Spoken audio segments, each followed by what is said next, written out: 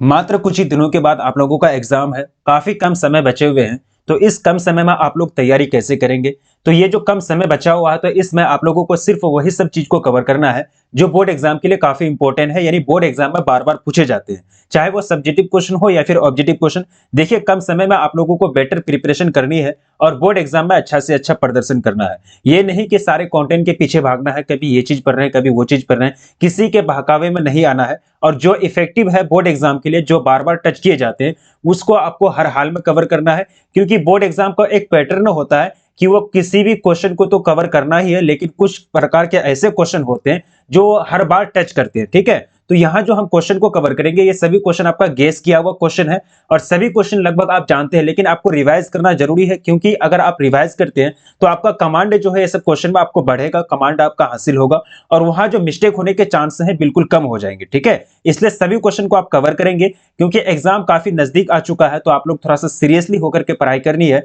और जो भी चीज आप लोग पढ़ रहे हैं, तो एक बार देखने के बाद आप लोगों को दो बार देखने का जरूरत ना पड़े। इस तरह से आप लोगों को उसको स्कैन करके पढ़ना है, पूरा माइंड लगा करके पढ़ना है। एक बार अगर देख लिए तो आपको याद हो जाना चाहिए, क्योंकि दोबारा आपके पास टाइम नहीं मिलेगा। टाइम जो है काफी लिमिटेड में है। ठीक है, तो चलिए स्टार्ट करते हैं। एट फर्स्ट क्वेश्चन आपके स्क्रीन पर रखे हैं, सिंपल और आसान क्वेश्चन है, बोर्ड एग्जाम में पूछा जाता है बार बार। कह रहा है क्वेश्चन की 2011 के अनुसार भारत की जो जनसंख्या है वो कितनी थी। 2011 में जो जनगणना किया गया था, वह भारत के अनुसार जनगणना, जो भारत में जो जनगणना की गई थी 2011 में, तो उस टाइम जो भारत की जनगणना थी 121 करोड़ आंकी गई थी। 2011 का रिपोर्ट ये कह रहा है। ठीक है, लेकिन 2021 में जनगणना होना था, नहीं हो पाया, बहुत सारे कारण है। ठीक है, चाहे एनआरसी आ गई या फिर कोरोना आ गया, बहुत सारे राजनीतिक कारण है इसके पीछे, जो जनगणना नहीं हो पाया। ठीक है, तो 2011 का डेटा से ही आपका सवाल आएगा, आपका क्वेश्चन आएगा। ठीक है, तो ऑप्शन आपका क्या हो जाएगा, यहाँ ए बिल्कुल करेक्ट आंसर हो जाएंगे। अगर आपको बात की जाए कि सबसे ज्यादा जनसंख्या किस राज्य की है, तो यूपी की है। ये भी आपका 2011 की जनगणना के अनुसार बताया जा रहा है। और सबसे कम अगर जनसंख्या है वो तो आपका सिक्किम की है। ठीक है, यानी सिक्किम राज्य की सबसे कम जनसंख्या है। और सबसे ज्यादा जनसंख्या घनत्व तो बिहार में है, सबसे कम जनसंख्या घनत्व तो आपका अरुणाचल प्रदेश में। तो 2011 के अनुसार जो भी रिकॉर्ड आंकी गई है, वो सारे रिकॉर्ड को आपको याद रखना है, क्योंकि आपको इससे अच्छे खासे क्वेश्चन से पूछे जाते हैं। बोर्ड एग्जाम का ये रूल रहा है। ठीक है, अब चलिए सेकंड नंबर क्वेश्चन की ओर बढ़ते हैं। पूछा गया है कि फ्रांस में मानव भूगोल के जन्मदाता कौन है।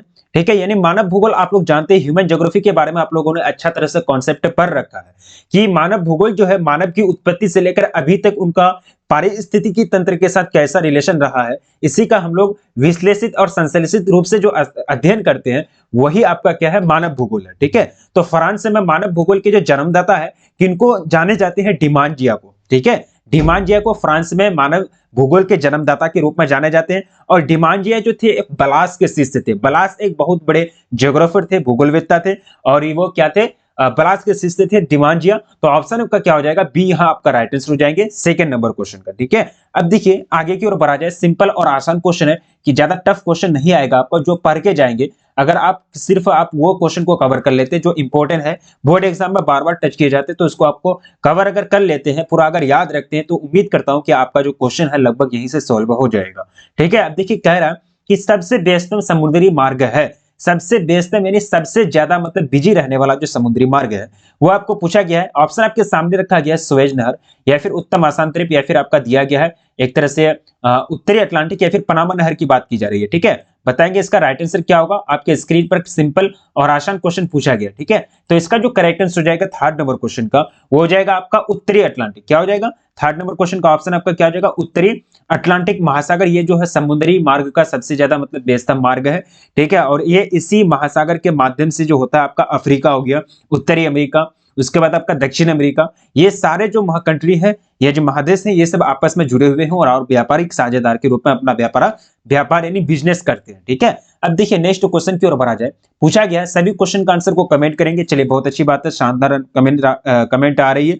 और आप लोग बताएंगे कि आप लोगों का कितना सही होता है। अगर जो भी गलत होता है तो तुरंत स्क्रीनशॉट लेना है, उसी टाइम देखना है। आपको उतना और टाइम नहीं मिलेगा जितना आप सोच रहे हैं। ठीक है, अब देखिए पूछा गया है कि जनसंख्या की दृष्टि से भारत का जो विश्व में स्थान है वो कैसा है। तो आपको जानते हैं कि फर्स्ट नंबर जो आपका चाइना आता है। ठीक है, तो सेकंड नंबर आपका क्या हो जाएगा, भारत, यानी ऑप्शन आपका बी बिल्कुल करेक्ट आंसर हो जाएंगे। फोर्थ नंबर क्वेश्चन का ऑप्शन आपका राइट आंसर हो जाएगा।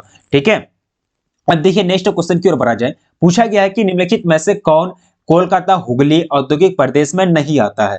यानी नेगेटिव सेंटेंस है, कोलकाता हुगली औद्योगिक प्रदेश के अंतर्गत कौन नहीं आएगा, ये आपको पूछा गया है। तो यहाँ जो आपका करेक्ट आंसर हो जाएगा जमशेदपुर। जमशेदपुर जो है आपका, ये आपका झारखंड के अंतर्गत आता है। इसे टाटा नगरी के नाम से भी जाना जाता है। ठीक है, टाटा नगरी के नाम से किसको जाना जाता है भाई, ये जमशेदपुर को जाना जाता है टाटा नगरी के नाम से, जो आपके किस स्टेट के अंतर्गत, जे एंड के, झारखंड के अंतर्गत आता है। किसके अंतर्गत, झारखंड के अंतर्गत आता है। टाटा नगरी के नाम से जाने जाते हैं जमशेदपुर को। और जो आपका हल्दिया, टीटागढ़ और नईहाटी, ठीक है, ये तीनों जो क्षेत्र हैं ये आपके कोलकाता हुगली औद्योगिक प्रदेश के अंतर्गत आते हैं। ठीक है, तो ऑप्शन आपका यहाँ बी फाइनली आपका करेक्ट आंसर हो जाएगा। अब चलिए आगे क्वेश्चन की ओर बढ़ते हैं। पूछा गया है कि 2011 की जनगणना के अनुसार भारत में महिला साक्षरता दर कितनी थी। देखिए, जब जनगणना की जाती है तो लगभग सभी चीज आंका जाता है। ठीक है, क्योंकि आप लोगों ने पढ़ा है आयुलिंग पिरामिड के बारे में। ठीक है, तो यहाँ जो आपका करेक्ट आंसर हो जाएगा वो आपका कितना दिया गया है, 7। आपका राइट आंसर हो जाएगा 65.46, यानी लगभग 65.46 साक्षरता दर थी 2011 की जनगणना के अनुसार, ये बात आंकी गई थी। तो ऑप्शन आपका यहाँ डी राइट आंसर हो जाएंगे। अब देखिए अगला क्वेश्चन आपके स्क्रीन पर है कि भारत का सर्वाधिक नगरीकृत राज्य किसमें है। ठीक है ना, नगरीकृत राज्य जो है आपका, यानी सबसे ज्यादा अगर नगर है, विकास हुआ है, तो वो कहां हुआ है। ठीक है, तो यहाँ जो 7th का जो राइट आंसर हो जाएगा वो आपका हो जाएगा गोवा। ठीक है, ये 4 देश में आपको कंपैरिजन करना है, चारों मतलब कहां सबसे ज्यादा नगर होंगे, तो गोवा में होंगे। गोवा कहां है आप लोग जानते हैं, मैंने आप लोगों को कई बार बोला है कि आप लोग कम से कम स्टडी रूम में एक मैप लगा लेंगे, जहां आपका वर्ल्ड मैप कम से कम नहीं हो, या फिर आपका कम से कम इंडिया का तो मैप पूरा होना चाहिए विद स्टेट। ठीक है, सभी स्टेट के साथ, यानी सभी स्टेट के सभी जिला के साथ आपका मेंशन किया हुआ मैप होना चाहिए, क्योंकि तभी आपको पता चलेगा कि कौन सा राज्य कहाँ है। देखिए बाबू, ये मैप अगर आप लगा के रखते हैं रूम में, अगर आपको पूरा मैप अगर कॉन्सेप्ट आपका माइंड में छप जाता है, तो आगे जो आप बोर्ड एग्जाम में यानी कंपटीशन एग्जाम में बैठेंगे तो आपको मैप से क्वेश्चन आएगा ही, ये गारंटी है, 110% गारंटी है। इंटर देने के बाद आप क्या करेंगे, बैठ के तो नहीं रहेंगे ना, कंपटीशन आपको पास करना है तभी कुछ हो पाएगा। ठीक है, इसलिए आप लोगों को मैप को रखना ही है। अभी नहीं रखेंगे तो फिर जब कंपटीशन का तैयारी करेंगे तो उस टाइम आपको लेना पड़ेगा, उस टाइम जब लेना पड़ेगा तो अभी से क्यों नहीं ले, अभी भी काम आ जाएगा आपका। ठीक है, तो देखिए अगर गोवा स्टेट की बात की जाए तो ये आपका केरल जो है ना, केरल सबसे दक्षिणतम राज्य है। केरल के बाद कर्नाटक आएगा, कर्नाटक के बाद गोवा, उसके बाद महाराष्ट्र आता है। ठीक है, तो ये आपका ऑप्शन ए बिल्कुल करेक्ट आंसर हो जाएगा, जो सर्वाधिक नगरीकृत राज्य है। ठीक है, अब देखिए अगला क्वेश्चन आपके स्क्रीन पर कह रहा है कि डल्ली व राजहरा में कौन सा खनिज पाया जाता है। डल्ली और राजहरा की बात की जा रही है। क्वेश्चन नंबर 8 आपके स्क्रीन पर है। तो यहाँ जो करेक्ट आंसर हो जाएगा 8 नंबर क्वेश्चन का, ये हो जाएगा आपका ऑप्शन यानी लव एस का हो जाएगा। क्या हो जाएगा, डल्ली और राजहरा जो आपका फेमस है, ये आपका किसके लिए फेमस है, लव एस के लिए फेमस है, जो छत्तीसगढ़ के एक क्षेत्र है। क्या है, छत्तीसगढ़ जिला के क्षेत्र है। छत्तीसगढ़ का आपका जानते हैं, इसका छत्तीसगढ़ का जो मैप देखेंगे छत्तीसगढ़, तो झारखंड के जस्ट नीचे बिहार स्टेट आते हैं, बिहार के बाद जस्ट नीचे झारखंड आते हैं, जस्ट झारखंड से सटे हुए आपका क्या है, छत्तीसगढ़ है। छत्तीसगढ़ स्टेट काफी ज्यादा फेमस है। ये आपका लैंड लोकेटेड है, मतलब कोई समुद्री एरिया से मतलब सटा हुआ नहीं है, भारत के बीच में आते हैं। ठीक है, बीच स्टेट है। तो ऑप्शन आपका क्या हो जाएगा, यहाँ बी आपका राइट आंसर हो जाएंगे। ठीक है, डल्ली और राजहरा की बात की जा रही है, तो इस जगह का आपको नाम याद रखना है। अब देखिए अगला क्वेश्चन कह रहा है कि भारत में सबसे अधिक जूट उत्पादित करने वाला राज्य। देखिए सबसे ज्यादा अगर जूट उत्पादन करता है तो वो आपके बंगाल, यानी WB की बात की जा रही है, पश्चिम बंगाल किया जाता है। तो पश्चिम बंगाल जो है जब सबसे ज्यादा जूट का उत्पादन करती है। अब देखिए बोर्ड एग्जाम में जो आपको आता है, जूट हो गया, मेस्टा, ठीक है, जूट, मेस्टा और कपास, ये 3 चीज है जो आपका रेशेदार फसल कहलाता है। किसको क्या कहते हैं, रेशेदार फसल, क्योंकि इससे रेशा की प्राप्ति होती है। इसको क्या बोलते हैं, तीनों को रेशेदार फसल बोलते हैं, क्योंकि इस तीनों से क्या होती है, रेशा की प्राप्ति होती है। और ये रेशा से क्या बनता है, कपड़ा, यानी कपड़ा बनता है। ठीक है, बिना रेशे का कपड़ा बनेगा क्या, नहीं बनेगा। तो ये जूट, मेस्टा और कपास, ये तीनों क्या है, रेशेदार फसल है, आप याद रखेंगे। तो जूट का उत्पादित करने वाले राज्य में सबसे ज्यादा अगर उत्पादन होता है तो पश्चिम बंगाल यानी आपका WB में होता है। ठीक है, अब चलिए नेक्स्ट क्वेश्चन की ओर बढ़ते हैं। पूछा गया है कि आर्थिक भूगोल किस विषय की शाखा है। आर्थिक भूगोल किस विषय की शाखा है, कौन सा ब्रांच के अंतर्गत आता है, तो ये जो है आपका मानव भूगोल के अंतर्गत आता है। क्योंकि आर्थिक जो स्थिति है, आर्थिक जो लेन देन होता है वो आपका मानव से रिलेटेड होता है ना, या आपका कोई मतलब भौतिक स्थिति में, यानी ब्रह्मांड में कोई और चीज, कोई और मतलब जो जानदार चीज है, जो जीवित लिविंग थिंग्स है वो क्या आर्थिक लेन देन करते हैं? नहीं। आर्थिक व्यवस्था, आर्थिक सिस्टम किसने अपनाया? मानव ने अपनाया। तो मानव भूगोल का एक ब्रांच है, एक विषय है आर्थिक भूगोल। तो ऑप्शन आपका क्या हो जाएगा? ए बिल्कुल करेक्ट आंसर हो जाएंगे। ठीक है, ये आपका क्या हो जाएगा? राइट आंसर हो जाएगा। देखिए अब देखिए आगे क्वेश्चन की ओर देखा जाता है, क्या क्वेश्चन पूछ रहे हैं। सिंपल सिंपल ही आपका क्वेश्चन है, यही सब क्वेश्चन आपको घुमा फिरा के पूछा जाएगा। ठीक है, अब कह रहा है कि भारत में सबसे कम लिंग अनुपात कहाँ है? ठीक है, लिंग अनुपात की बात की जा रही है, यानी सेक्स रेशियो की बात की जा रही है। तो लोवेस्ट सेक्स रेशियो जो आंका गया वो आपका हरियाणा स्टेट के अंतर्गत। किसके अंतर्गत? हरियाणा स्टेट के अंतर्गत। पंजाब से सटा हुआ है, यानी दिल्ली इसी के अंतर्गत आता है, हरियाणा दिल्ली। ठीक है, अब अगर मैप देखेंगे तो केरल, कर्नाटक, गोवा, महाराष्ट्र, गुजरात, राजस्थान, पंजाब, पंजाब से जस्ट पंजाब, जम्मू कश्मीर। ठीक है, पंजाब जम्मू कश्मीर सटा हुआ ना। जब मैप देखेंगे तो ऑप्शन आपका क्या हो जाएगा? ए राइट आंसर हो जाएगा, जहां का लिंग अनुपात जो है सबसे कम आंका गया है 2011 में। हालांकि अभी बढ़नी चाहिए, क्योंकि बहुत सारे प्रोजेक्ट सरकार की तरफ से जनगणना मतलब एक तरह से जागरूकता अभियान चलाई गई है। लेकिन अभी तो 2021 का जब रिपोर्ट आएगा तो हमको लगता है कि इसमें बहुत सुधार हुआ होगा, क्योंकि इससे पता चल जाता है कि कहाँ लिंग अनुपात कम है या नहीं है। क्योंकि रेप रेप वगैरह का मामला में शायद हरियाणा शायद ज्यादा है, आगे है ये सब चीज में। ठीक है, अब देखिए क्योंकि रेप वगैरह होते रहता है वहाँ। अब देखिए किसी स्टेट को हम नाम करने का नाम ये मेरा मकसद नहीं है। ये कहने का मतलब ये है कि वहाँ सेक्स रेशियो कम होने के कारण ये सब दुर्घटनाएं ये सब घटनाएं घटती रहती है। ठीक है, अब देखिए पूछा गया है कि भारत की निम्नलिखित मिट्टियों में से कपास की खेती के लिए कौन सर्वाधिक उपयुक्त है? यानी कपास की खेती करने आप जानते हैं कि जूट, मेस्टा और कपास तीनों के तीनों क्या है? रेशेदार फसल है। तो भारत में जो कपास का उत्पादन होता है ये आज से नहीं हो रहा है, बहुत दिन पहले से हो रहा है। राजस्थान हो गया, ठीक है, उसके बाद आपका तमिलनाडु हो गया, छत्तीसगढ़ हो गया, ये सब स्टेट में कपास का अच्छा खासा उत्पादन किया जाता है। ठीक है, तो कपास का उत्पादन करने के लिए सबसे उपयुक्त जो होते हैं वो रेगुर मिट्टी होते हैं। ठीक है, रेगुर मिट्टी इसके लिए काफी फेमस होता है। रेगुर मिट्टी जो होता है कपास का उत्पादन के लिए काफी ही ज्यादा मतलब हेल्पफुल यानी महत्वपूर्ण होता है, और इसमें ज्यादा से ज्यादा कपास का उत्पादन होता है। ठीक है, तो ऑप्शन आपका यहाँ ए राइट आंसर हो जाएगा। ऑप्शन को आपको बाद में टिक करना है, पहले देखना है, क्वेश्चन को पढ़ना है, क्वेश्चन को पढ़ने के बाद अंडरस्टैंड होने के बाद तभी आपको फाइनली जो आंसर होंगे उसको चूज करना है। आप देखना है कि ये आंसर किस ऑप्शन में दिया गया है, तब फाइनली ऑप्शन आपको टिक करना है। एग्जाम में ऐसा ही करना, नहीं तो फिर आपको ऑप्शन का चक्कर में आपका मिस्टेक हो सकता है। बाद में देखिएगा कि ऑप्शन ए बी सी में दिया है कि नहीं दिया है। क्वेश्चन पर क्वेश्चन का आंसर क्या होगा, वो आंसर किस कहाँ दिया है देख लिया, अब वो आंसर किसके साथ, कौन सा ऑप्शन के साथ मेंशन है, तो ऑप्शन आप वहां कर देंगे। ठीक है, यानी मेंशन कर देंगे।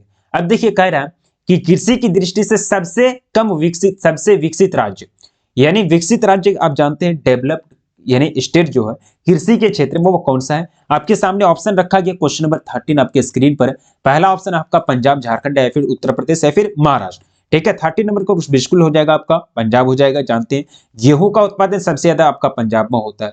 ठीक है, आपका चावल का उत्पादन भी होता है, अच्छा खासा चावल का उत्पादन होता है, कपास का भी उत्पादन अच्छा खासा होता है। ठीक है, तो ये जो है ना आपका एक तरह से कृषि क्षेत्र में ये आपका सबसे ज्यादा अगर विकास किया है, सबसे ज्यादा अगर विकसित राज्य है तो वो आपका हो जाएगा पंजाब। ठीक है, अब देखिए नेक्स्ट क्वेश्चन की ओर बढ़ते हैं। पूछा गया है कि भारत में सर्वाधिक जनसंख्या घनत्व वाला राज्य। मैंने अभी आपको फर्स्ट क्वेश्चन जब कवर कर रहे थे तो मैंने आपको बताया कि 2011 के अनुसार सबसे ज्यादा जनसंख्या घनत्व जो सबसे ज्यादा जनसंख्या यूपी का था, सबसे कम जो था आपका सिक्किम का था। क्योंकि जनसंख्या आकी जाती है, रिकॉर्ड रखे जाते हैं, वही रिकॉर्ड से आपको क्वेश्चन उठाया जाता है। ठीक है, तो 2021 के अनुसार सबसे ज्यादा जनसंख्या यूपी का और सबसे कम सिक्किम का। जनसंख्या घनत्व की बात की जाए तो आपका बिहार हो जाएंगे, क्या हो जाएंगे? बिहार का जो जनसंख्या घनत्व है सबसे ज्यादा था। और सबसे कम अगर बात की जाए तो आपका अरुणाचल प्रदेश। सबसे कम अगर जनसंख्या घनत्व की बात की जाए तो अरुणाचल प्रदेश हो जाएगा, जो आपके असम से रिलेटेड है, असम से मतलब सटा हुआ है। अरुणाचल प्रदेश चाइना के बॉर्डर में आते हैं। ठीक है, जब चाइना कभी कभी इसमें कब्जा भी करना चाहता है, वो बोल रहे हैं कि मेरा स्टेट है, नहीं है। ठीक है, मतलब कुछ भी करना चाहते हैं वो। ठीक है, तो एक तरह से आपका क्या हो जाएगा, ऑप्शन यहाँ राइट आंसर हो जाएंगे। देखिए जनसंख्या घनत्व की बात की जा रही थी। अब अगर पूछा जाए कि बिहार के बाद जनसंख्या घनत्व सबसे ज्यादा कहां है, किस राज्य में, तो आपका WB यानी वेस्ट बंगाल में। ठीक है, ये सब आपका डेटा है 2011 से रिलेटेड। अब देखिए अगला क्वेश्चन काफी सिंपल है। कह रहा है कि निम्नलिखित में किस तरह का उद्योग अन्य उद्योगों के लिए कच्चा माल तैयार करता है, यानी रॉ मटेरियल तैयार करता है। देखिए रॉ मटेरियल के बारे में बात की जा रही है। इंडस्ट्री तो बहुत सारे हैं, इंडस्ट्री के बारे में कई टाइप आपको पढ़ाया गया है। कुटीर उद्योग, मूलभूत उद्योग या फिर लघु उद्योग या फिर स्वच्छंद उद्योग। देखिए मूलभूत उद्योग, क्योंकि मूलभूत उद्योग बेसिक इंडस्ट्री जो होता है यही आपका एक तरह से अन्य उद्योग के लिए कच्चा माल तैयार करता है। अगर मूलभूत उद्योग नहीं होगा तो कोई भी उद्योग जो है अपना अस्तित्व में नहीं रह पाएंगे, वो और एक तरह से वो अपना आर्थिक क्रियाकलाप ये भी जो भी एक्टिविटी होती है वो सही से नहीं कर पाएंगे। तो मूलभूत उद्योग जो है सभी अन्य उद्योग के लिए क्या करती है, कच्चा माल तैयार करती है। ये चीज आपको याद रखना, पूछा गया है आपका बोर्ड एग्जाम में। ठीक है, अब देखिए क्वेश्चन कह रहा कि शब्दों, संदेशों, तथ्यों और विचारों, शब्द, आइडियाज जो भी हैं, जो भी इंफॉर्मेशन हैं, जो भी आपके शब्द हैं, वर्ड हैं, जो भी इंफॉर्मेशन, जो भी फैक्ट, जो भी आइडियाज हैं, उसको हम प्रेजेंट करते हैं तो उसको क्या कहलाता है, प्रेजेंट करता हूं मतलब होता है सेंड करना। ठीक है, यानी सेंड करते हैं, आप मैसेज सेंड करते हैं ना व्हाट्सएप में, तो उसकी अगर भेजते हैं तो उसको क्या बोलते हैं हम लोग, सेंड करते हैं। ठीक है, तो हिंदी में उसको क्या बोला जाता है, प्रेजेंट बोला जाता है। तो उसको सिंपल सी बात है परिवहन कहेंगे। परिवहन भाई कैसे हो जाएगा, व्यापार तो आपका बिजनेस हो गया, परिवहन तो आपका एक जगह से दूसरे जगह जाने की जो व्यवस्था है वो हो गया। संचार यानी कम्युनिकेशन, क्या होता है communication, transfer of words, messages, facts and thoughts is called trans communication. ठीक है, तो ऑप्शन आपका क्या हो जाएगा, ए और राइट आंसर हो जाएंगे। Transfers of words, messages, facts and thoughts is called communication.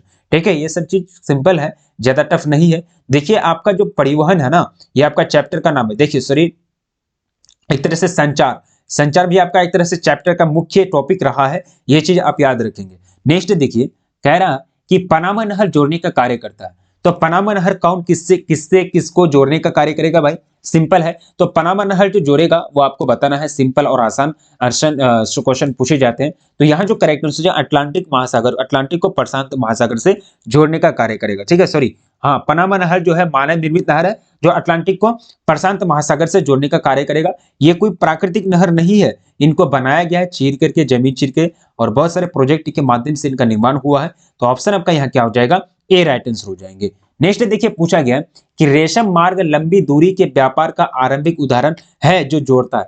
देखिए लंबी दूरी के कारण रेशम मार्ग, इससे क्या होता था कि रेशम का मतलब एक तरह से व्यापारी किया जाता था, रेशम को एक जगह से दूसरी जगह मतलब ले जाया जाता था। ठीक है, तो रेशम मार्ग जो है आपका सिलेबस में काफी फेमस है, बार बार टच किया जाता है बोर्ड एग्जाम की तरफ से, बताएंगे इसका राइट आंसर क्या होगा। ठीक है, काफी सिंपल और आसान वे में आपको पूछा गया है। तो यहाँ जो इसका करेक्ट आंसर हो जाएंगे क्वेश्चन नंबर 18 का, तो बिल्कुल आपका हो जाएगा रोम को चीन से, क्या हो जाएगा, रोम को चीन से, ऑप्शन आपका डी राइट आंसर हो जाएंगे। नेक्स्ट देखिए, कह रहा कि निम्नलिखित देशों में से किसने नगरों के वर्गीकरण के लिए 300 की जनसंख्या को शहर के लिए मतलब एक तरह से अधिक माना है, यानी एक तरह से रेंज माना है, क्या माना है, आधार, यानी एक तरह से क्या माना है, बेस माना है। कह रहा है कि 300 कम से कम जनसंख्या होगी तभी उसको एक वर्ग मतलब वर्ग किलोमीटर स्क्वायर में, तभी हम उसको शहर का दर्जा देंगे। तो ये जो सभी देश का मतलब अलग अलग ये है, रेंज है। ठीक है, भारत का अलग है, इंडिया का इस तरह से पाकिस्तान का अलग है, या फिर चाइना का अलग है, या फिर आपका अमेरिका का अलग है। ठीक है, यानी जो भी कंट्री है सब कंट्री का अलग अलग होता है। तो 19 का जो यहाँ करेक्ट आंसर हो जाएगा ऑप्शन आपका यहाँ आइसलैंड हो जाएंगे। आइसलैंड ने माना है कि 300 की जनसंख्या को जहां होगी वहां हम शहर का दर्जा देंगे उसको। ठीक है, तो ऑप्शन आपका यहाँ सी राइट आंसर हो जाएगा, ऑप्शन सी आप बिल्कुल करेक्ट आंसर हो जाएंगे। अगला देखिए, पूछ रहा है क्वेश्चन कि पृथ्वी के कुल जल का कितना प्रतिशत अलवणीय। लवणीय का मतलब ये हुआ कि साल्ट, यानी जिसमें लवण पाया जाता है, अलवणीय का मतलब यही हुआ जिसमें लवण नहीं पाया जाता है। तो पृथ्वी के लगभग यानी जो अलवणीय वही इसी जल को हम लोग पीते हैं, यानी अलवणीय जल को ही ने पीते हैं। तो कम से कम 3% जो जल है वो आपका अलवणीय है, बाकी बचा 97% में नमक मिला हुआ। ठीक है, नमक मिला हुआ है। ठीक है, नमक मिला हुआ, इतना सागर है, बहुत बड़े बड़े समंदर है। देखिए मृत सागर नाम एक है, क्या नाम है, मृत सागर। ये क्या है, समुद्र है। मृत सागर एक बहुत बड़ा समंदर है जिसके 1 केजी पानी में कितना 300 ग्राम नमक होता है। कितना, 300 ग्राम नमक होता है। आप देखिए ये इसमें कोई नहा पाएगा क्या, इसमें तैरेगा आदमी, अगर घुसेगा तो तैर जाएगा, लगेगा कि कहाँ न पानी में है न ये मतलब एक तरह से इसमें है, मिट्टी में है कि उसमें है। मतलब 1 केजी अगर पानी रहेगा ना 1 लीटर, तो उसमें 300 ग्राम आपका क्या रहेगा, नमक मिला हुआ रहेगा, मृत सागर। तो कहने का मतलब मेरा ये कह हुआ कि जितने भी मतलब जल है 97% जल आपका लवणीय है और 3% मात्र जो अलवणीय है जिसमें से हम लोग प्रयोग भी करते हैं। ठीक है, 3% में भी आपका टोटल 3% प्योर नहीं है, उसमें भी बहुत चीज मिला हुआ। तो उसका 1% ही मात्र जल है वर्ल्ड में जो हम लोग पीने योग्य उसका इस्तेमाल करते, प्रयोग करते। ठीक है, अब देखिए बॉक्साइट का सबसे बड़ा उत्पादक कहां है, झारखंड, उड़ीसा, या फिर मध्य प्रदेश, या फिर महाराष्ट्र। देखिए यहाँ जो आपका करेक्ट आंसर हो जाएगा 21 नंबर क्वेश्चन का, बॉक्साइट का अगर सबसे ज्यादा अगर उत्पादन होता है वो आपका उड़ीसा स्टेट में होता है। ठीक है, ओडिशा स्टेट में होता है, बिहार, बंगाल, ओडिशा। बंगाल के जस्ट नीचे देखेंगे, बंगाल के जस्ट नीचे तो आपका ओडिशा स्टेट आता है। ठीक है, तो ओडिशा स्टेट में जो होता है बॉक्साइट का उत्पादन सबसे ज्यादा किया जाता है। ठीक है, और बॉक्साइट जो आपका एल्यूमिनियम का अयस्क है, किसका है, किसका है, एल्यूमिनियम का अयस्क है, Al2O3। Al2O3 ये जो आपका एल्यूमिना बोलते हैं, उसको एल्यूमिनियम भी बोलते हैं। जब इसका एक तरह से क्या किया जाता है, प्यूरिफिकेशन, शुद्धिकरण किया जाता है। आप 10th क्लास में पढ़े हैं, इसका स्टेप बाय स्टेप क्या किया जाता है, इससे एल्यूमिना से, यानी ये बॉक्साइट से, इसका अयस्क से एल्यूमिनियम निकालने का क्या क्या प्रोसेस है, मतलब रिएक्शन कराई जाती है कार्बन के साथ, ऑक्सीजन के साथ, तभी आपका मिलता है एल्यूमिनियम। ठीक है, तो ऑप्शन आपका यहाँ ए बी राइट आंसर हो जाएंगे। अब देखिए 22 नंबर क्वेश्चन आपके स्क्रीन पर हम रखे हैं। कह रहा कि मुंबई में सबसे पहला सूती वस्त्र कारखाना स्थापित किया गया था। बिल्कुल सही बात है, था, यहां तक तो सही है, बिल्कुल था, हम लोग भी जानते हैं, आप भी जानते हैं। तो क्योंकि अब देखिए ये क्वेश्चन बन गया, अब क्योंकि लगा दिया लास्ट में, तो अब ये क्वेश्चन बन गया। ठीक है, क्योंकि मुंबई एक पत्तन है, बिल्कुल मुंबई एक पत्तन है, क्योंकि वहां बंदरगाह है। जब बंदरगाह होंगे तो विदेशी भी यात्री आएंगे, और विदेशी जो माल खरीदने वाले होते हैं सामान, वो लोग भी आएंगे, तो वहां ज्यादा से ज्यादा मतलब विकास होगा। ठीक है, ये कपास उत्पादक क्षेत्र के निकट है, बिल्कुल ये आपका गुजरात, राजस्थान के निकट आता है, जो कपास उत्पादन का काफी ज्यादा महत्व रखता है, कपास उत्पादन वाले क्षेत्र के रूप में। ठीक है, मुंबई एक वित्तीय राजधानी था नहीं है भी। ठीक है, मुंबई एक वित्तीय राजधानी है। तो ये सब आपका क्या, हाँ, मुंबई एक वित्तीय राजधानी था, मतलब एक तरह से पहला सूती वस्त्र कारखाना स्थापित होने का कारण था, मतलब था भी और है भी। ठीक है, तो यहाँ क्या हो जाएगा, ऑप्शन आपका डी बिल्कुल राइट आंसर हो जाएंगे। तीनों कारण है। ठीक है, ये तीनों कारण जो है, तीनों फैक्टर जो है, वस्त्र, पहला सूती वस्त्र स्थापित करने के लिए मुंबई में एक तरह से मतलब मजबूर कर दिया। ठीक है, तो ऑप्शन आपका क्या हो जाएगा, डी राइट आंसर हो जाएंगे। अब देखिए नेक्स्ट क्वेश्चन की ओर बढ़ा जाए, पूछा गया कि प्रादेशिक नियोजन का संबंध है, प्रादेशिक नियोजन का संबंध किससे है। ठीक है, तो ये इसका जो रिलेशन होता है ना, ये आपका होता है विशेष क्षेत्र के विकास से। प्रादेशिक नियोजन करने का मतलब ये हुआ कि regional planning is related to special regional development. ठीक है, किसी विशेष क्षेत्र में अगर आपको विकास करनी है, किसी सरकार को, किसी गवर्नमेंट को, तो वो जो भी प्रोजेक्ट लाएगी ना, तो उसको बोलेंगे प्रादेशिक नियोजन का नियोजन, और इसका संबंध क्षेत्र विशेष से होता है, जनरली यानी सामान्य क्षेत्र से नहीं होता है। ठीक है, अब देखिए कि उत्तर मध्य रेलवे का मुख्यालय कहाँ है, यानी headquarter of north central railway is located, यही जो है आपका किसमें, हाजीपुर में। कहाँ है, हाजीपुर में। ऑप्शन आपका यहाँ बी बिल्कुल करेक्ट आंसर हो जाएंगे, ऑप्शन आपका बी बिल्कुल राइट आंसर हो जाएगा। 24 नंबर क्वेश्चन में 24 मिस्टेक हो रहा, प्लीज मिस्टेक हो रहा। ठीक है, उत्तर मध्य रेलवे, मध्य पूर्व नहीं बोला, मध्य पूर्व होता तो आपका हाजीपुर होता, ये आपका इलाहाबाद हो जाएगा, सॉरी क्या है, इलाहाबाद, यानी उत्तर मध्य रेलवे का जो हेडक्वार्टर है वो आपके इलाहाबाद हो जाएंगे। नेक्स्ट देखिए अगला क्वेश्चन कह रहा है कि 2004 से 2005 में निम्नलिखित में से कौन भारत से निर्यात की जाने वाली प्रमुख वस्तु है।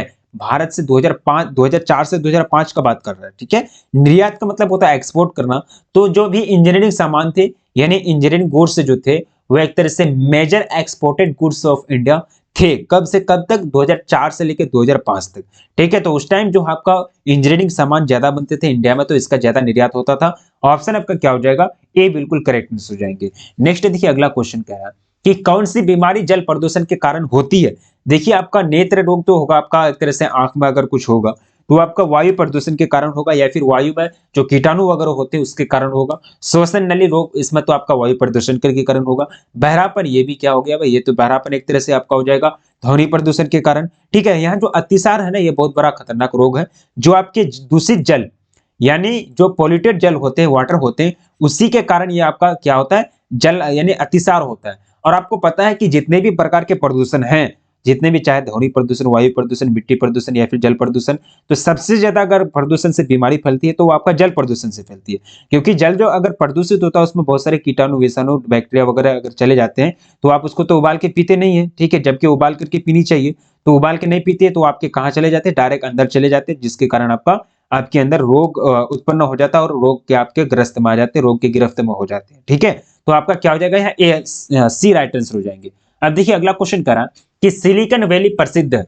तो सिलिकॉन वैली जो जाने जाते हैं, ये आपके जाने जाते हैं उच्च तकनीक वैली, यानी उच्च तकनीक उद्योग के बारे में, उद्योग के रूप में ये आपके जाने जाते हैं। हाई टेक्नोलॉजी इंडस्ट्री, यह यूएसए के आपका कैलिफोर्निया में स्थित है सिलिकॉन वैली। ठीक है, तो ऑप्शन आपका सी राइट आंसर हो जाएंगे। लगभग जितने भी बड़े बड़े कंपनी है ना, उसका हेडक्वार्टर यही है, और जितने जितने बड़े बड़े मीडिया के प्लेटफॉर्म है, मीडिया प्लेटफॉर्म है, उसका सभी का हेडक्वार्टर यही है, सिलिकॉन वैली में। ठीक है, अब देखिए कह रहा है कि हैदराबाद तथा सिकंदराबाद को क्या कहा जाता है। तो Hyderabad and Secunderabad city are related, refers to, refers to मतलब ये जो हो जाएगा आपका जुड़वा हो जाएगा, ट्विन्स है। ऑप्शन आपका क्या हो जाएगा, ए बिल्कुल करेक्ट आंसर हो जाएंगे। ठीक है, तो टोटल हम लोगों ने 28 क्वेश्चन को कवर किया इस क्लास के अंतर्गत, और लगभग क्वेश्चन जो है आपका एक्सप्लेनेशन है। ठीक है, यानी तो जो 2-4 पॉइंट हम जो भी बोल रहे हैं, तो वो 2-4 पॉइंट को आप याद रखिएगा, क्योंकि यही सब पॉइंट से भी पूछे जाएंगे आपको बोर्ड एग्जाम में। तो टोटल जो 28 क्वेश्चन है आपका ना, ये आपका सेट का जो क्वेश्चन था मैंने आपको कवर कराया, क्योंकि सेट का क्वेश्चन आपका जो ऑफिशियल मॉडल पेपर होता है, जो उसी से जो चुन चुन के होता है, उसी को हम लाए हैं यहाँ। और ये आपका जो बोर्ड होता है उसी के तरफ से जारी किया जाता है। उम्मीद करता हूं कि सभी क्वेश्चन आप लोग को अच्छी तरह से समझ में आ गया होगा। अगर आप लोग ध्यान से अगर देखेंगे तो सभी क्वेश्चन का आंसर भी आप लोग को इसी समय याद हो जाएगा। ठीक है, तो ये सभी क्वेश्चन आपके इंपॉर्टेंट थे। तो आप लोग बताएंगे कि आप लोगों का स्कोर कैसा रहा, और आप लोग प्लीज 2024 का जो बैच स्टार्ट होने जा रहा है, 2024 के लिए जो बैच स्टार्ट होगा, तो अपने भाई बहन या फिर जो भी आपके रिश्तेदार रिलेशन में है, तो उनको एक बार इन्फॉर्म कर देना है कि तनु क्लासेस आर्टकॉम पे जो है आपका 2024 का बैच स्टार्ट होने जा रहा है कुछ ही दिन के बाद। ठीक है, तो आप लोग उसमें इन्फॉर्म कर देंगे, क्योंकि आप ही लोग हैं। आप लोग अगर साथ नहीं देंगे तो फिर हम लोग का कैसा होगा, क्या होगा, नहीं होगा। ठीक है, कुछ नहीं होगा अगर आप लोग कुछ नहीं अगर साथ नहीं देंगे। तो आप लोग के लिए अगर इतना मेहनत करते हैं तो छोटा बहुत इतना थोड़ा सा हेल्प कर ही सकते हैं। ठीक है, तो आप लोगों को अपने छोटे छोटे भाइयों में या फिर जो भी इस बार 2024 में एग्जाम देने वाले हैं, उसको आपको सेंड कर देना है। अच्छी तरह से उनको बता देना है कि किस तरह से पढ़ाई की जाती है, पूरा सिलेबस कंप्लीट कराया जाता है ऑल सब्जेक्ट का। ठीक है, पूरा ईमानदारी के साथ पूरा सब्जेक्ट कंप्लीट कराया जाता है। ठीक है, तो चलिए इसी तरह से बनते हैं फिर नेक्स्ट वीडियो में, और अपना ख्याल रखिए। और जितना भी स्कोर है प्लीज कमेंट करके बताइएगा एक बार, क्योंकि स्कोर से हमको पता चल जाएगा कि आप लोगों की तैयारी कैसी है, कैसा आप लोग पढ़ रहे हैं, नहीं पढ़ रहे हैं। ठीक है, कुछ ही समय की बात है और कुछ ही दिन है बचे हुए, और ईमानदारी से मेहनत कीजिए, अच्छा रिजल्ट होगा, बेटर रिजल्ट होगा। उम्मीद पर दुनिया कायम है, और उम्मीद के साथ हम लोग भी जीते हैं, आप लोग भी जीते, पूरा दुनिया जीती है। तो इसलिए आप लोगों को हमेशा सकारात्मक सोच रखनी है, और अच्छा से अच्छा आप लोगों को बेटर प्रदर्शन करना है। ठीक है, मिलेंगे फिर नेक्स्ट क्लास में, तब तक के लिए जय हिंद, जय भारत।